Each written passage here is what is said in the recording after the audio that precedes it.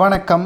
மாலை 6 மணிக்கு வெளியான அரசியல் கள நிலவரம். அதிமுகவுடன் விஜய் கூட்டணி தனி பெரும்பான்மை 118ஐ தவேகா உறுதி செய்யாத நிலையில் தற்பொழுது ஸ்டாலின் அவர்களை தோற்கடிக்க வேண்டும் என்றால் அதற்கு ஒரே வழி எடப்பாடி பழனிசாமியின் உதவி தேவை என்ற காரணத்தினால் தற்பொழுது அதிமுகவின் உதவியை பெறுவதற்காக விஜய் அவர்கள் முயற்சிகளை மேற்கொண்டு வருகிறார்.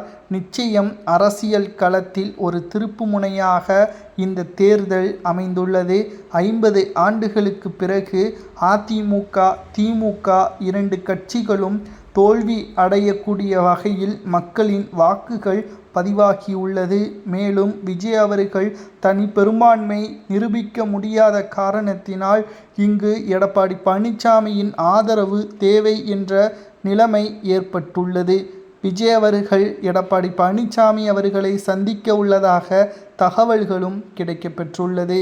மேலும் மாலை 6 மணி நிலவரப்படி கிட்டத்தட்ட தமிழக வெற்றிக் கழகம் 108 தொகுதிகளில் முன்னிலையிலும், அதிமுக 45 தொகுதிகளில் முன்னிலையிலும், திமுக 61 தொகுதியில் முன்னிலையிலும், பாமக 5 இடங்களிலும், இந்தியன் காங்கிரஸ் 5 இடங்களிலும், முஸ்லிம் லீக் 2 இடங்களிலும், சிபிஐ 2 இடங்களிலும் முன்னிலையில் இருக்கிறது.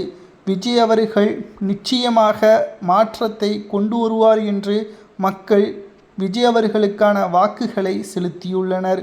ஆனால் தனி பெரும்பான்மை இங்கு முக்கியம் என்ற காரணத்தினால் அந்த 118 தொகுதிகளை முழுமையாக விஜய் அவர்களால் கைப்பற்ற முடியவில்லை. இதனால் எடப்பாடி பழனிசாமியின் ஆதரவு விஜய் அவர்களுக்கு தேவைப்படுகிறது. இந்த 6 மணி கள நிலவரப்படி விஜய் அவர்கள் எடப்பாடி பழனிசாமியை சந்திக்க நிர்வாகிகளுடன் ஆலோசனையும் நடத்தியுள்ளார். மேலும் அதிமுகவுடன் கூட்டணி ஏற்பட வேண்டும் என்ற கட்டாயம் உருவாகினால் அவர்கள் கேட்கின்ற பதவிகளையும் அமைச்சர் பதவியும் கொடுப்பதற்கு தயாராக இருக்கிறோம் என்பதை தெரிவித்து விடுங்கள். முதல்வர் விஜய்தான், துணை முதல்வராக எடப்பாடி செயல்படட்டும். ஆனால் ஒட்டுமொத்த மக்களின் ஆதரவு விஜய் அவர்களை நம்பிக்கையாக இந்த 5 ஆண்டுகளை ஒப்படைக்கக்கூடிய வகையில் அமைந்துவிட்டது. முதல் முறையாக விஜய் அவர்கள் முதல் தேர்தலில் சுமார் 1,50,00,000 மக்களை ஆதரவுகளை பெற்றுள்ளார். வரலாற்று சாதனையாக பார்க்க முடிகிறது. விஜய் அவர்கள் முதல்வராக 5 ஆண்டுகளை சிறப்பாக செயல்படுத்துவாரா என்பதை கமெண்ட் வாயிலாக கூறுங்கள்.